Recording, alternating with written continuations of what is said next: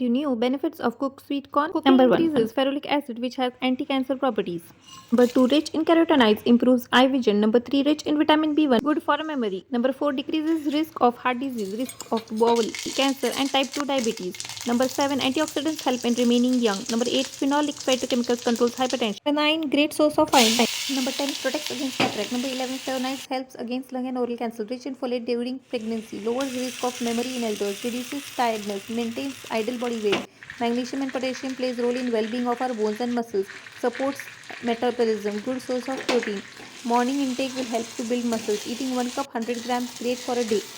Potassium role in balancing fluids and helps muscle contract and relax. Thus a good post-workout snack. Keep one full for a long time. Everyday in diet improves gut health. Potential benefits for skin. Super diet of the modern day. Useful amounts of vitamin A, B, C, folic acid, fiber, minerals, and proteins. Try the above recipe for cooking makes it more nutritious, even though it loses vitamin C. It wards off diseases like Alzheimer's, neurodegeneration, cancer, and heart diseases.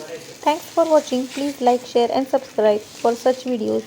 Please press the bell icon button so that you can receive like these videos which tell us that food is medicine.